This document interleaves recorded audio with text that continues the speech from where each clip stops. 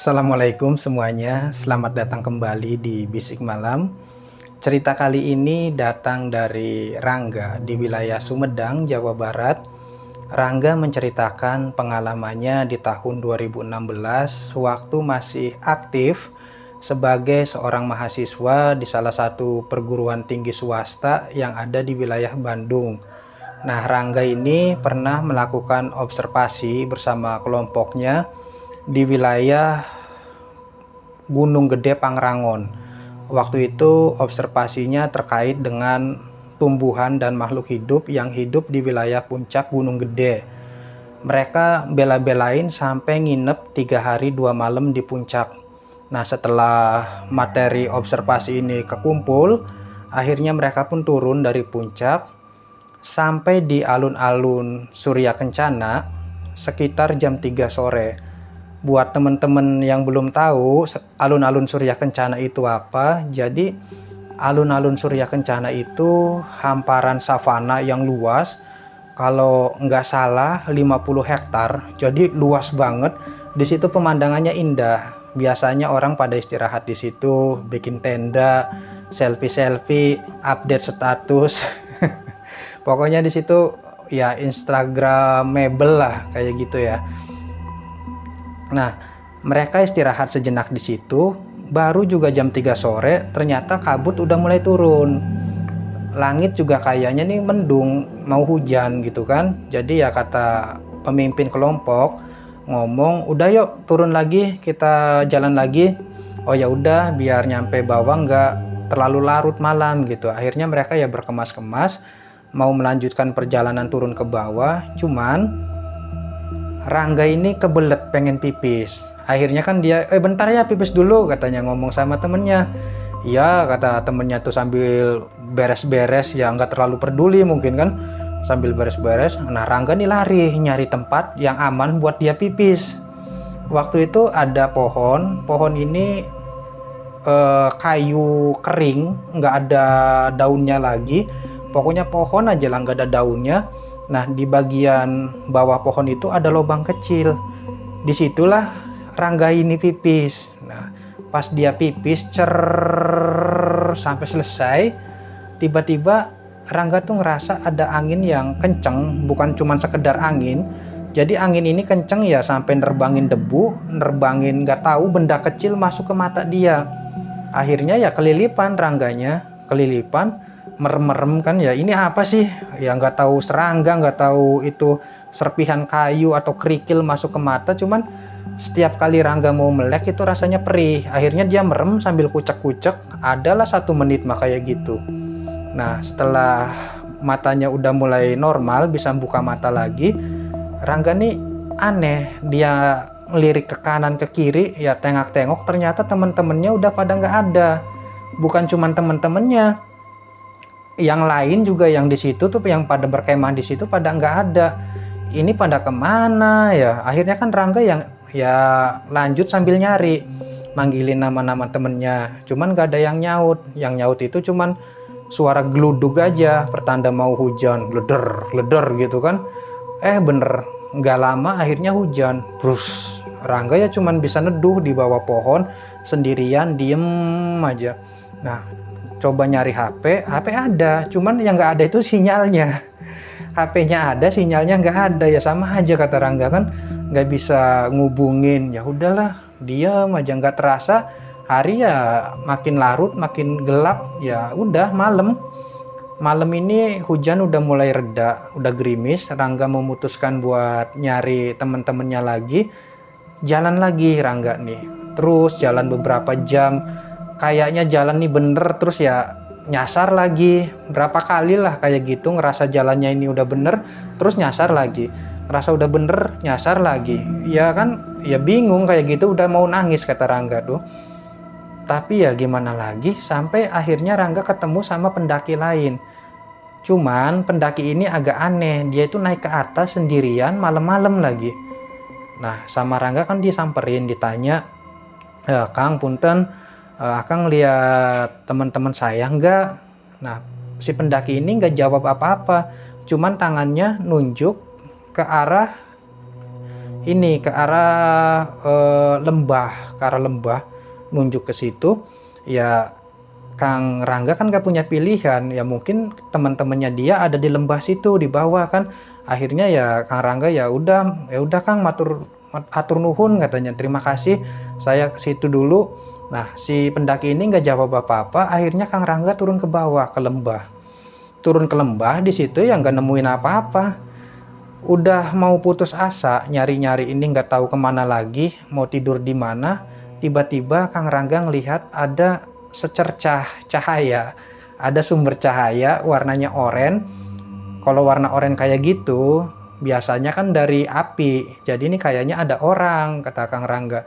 Asalnya dari sana. Terus ditelusurin di balik semak belukar itu. Kang Rangga kaget, ternyata di situ ada pemukiman, ada rumah-rumah sederhana yang masih pakai kayu dindingnya. Terus ya atapnya masih pakai jerami. Dihitung sama Kang Rangga, rumah itu jumlahnya ada 8. Cuman meskipun rumah itu ada 8, yang lampunya nyala ini cuman ada 1. Ya udahlah Kang Rangga ya datengin rumah yang ada lampunya. Akhirnya Kang Rangga yang ngetok rumah itu, tok tok tok, punten, tok tok tok, ya sampurasun, kula nuwun, kata Kang Rangga kan.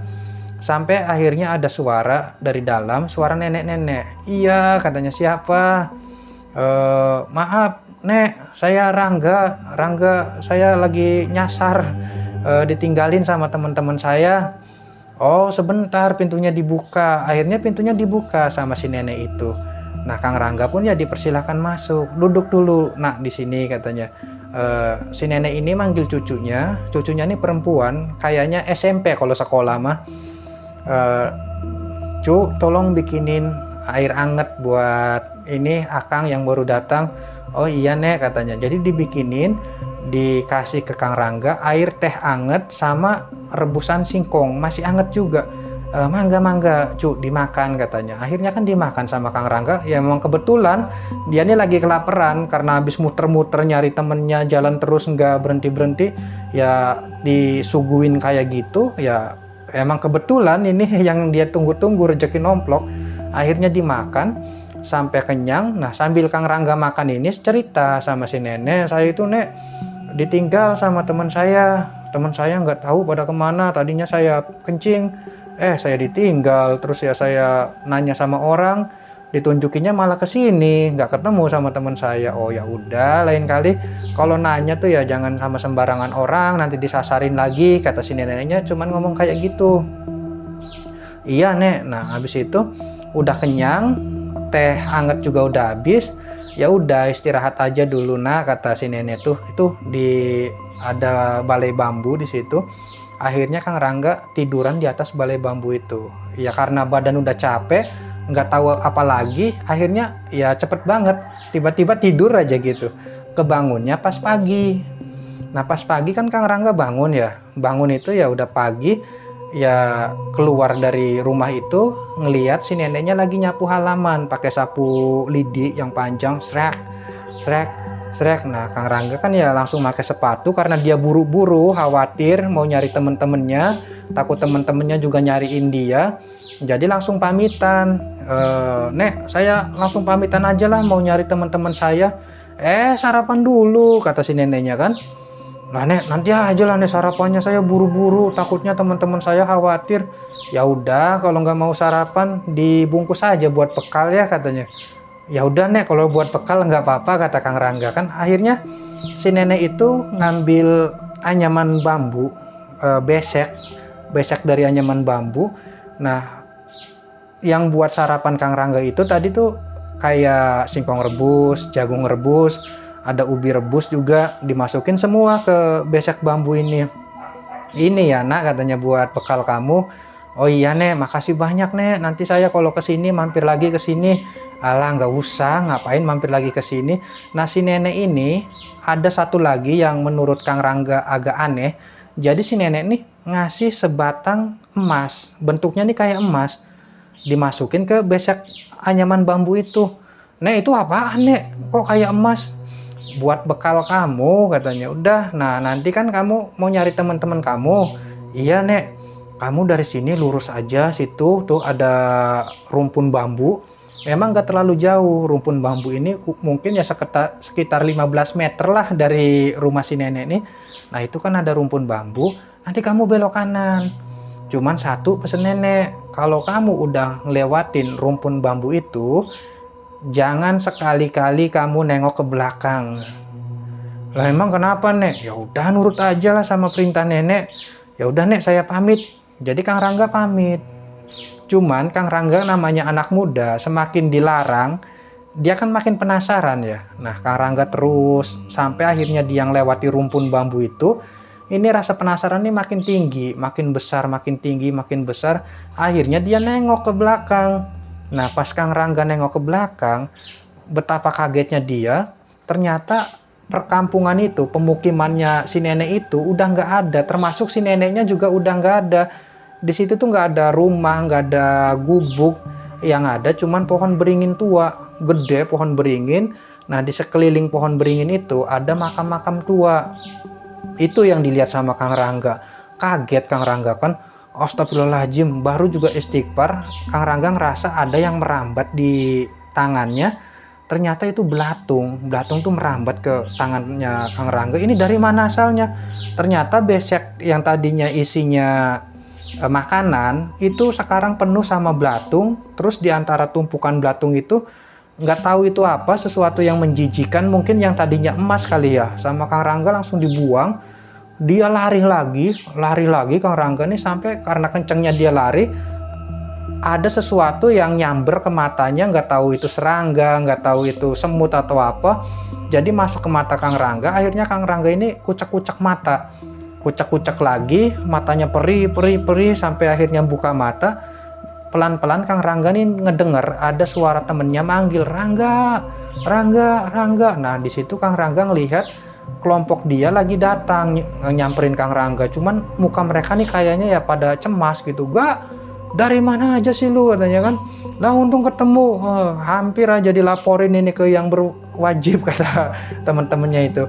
Ternyata Kang Rangga dapat cerita dari teman-temannya kalau dia itu hilang selama 3 hari. Padahal Kang Rangga ngerasa cuma 1 malam.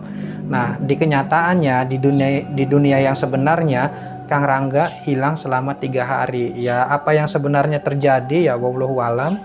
Kang Rangga sendiri sampai sekarang ya masih bingung apa yang sebenarnya terjadi. Apakah emas itu asli, emas batangan, atau ya gimana, nggak ngerti.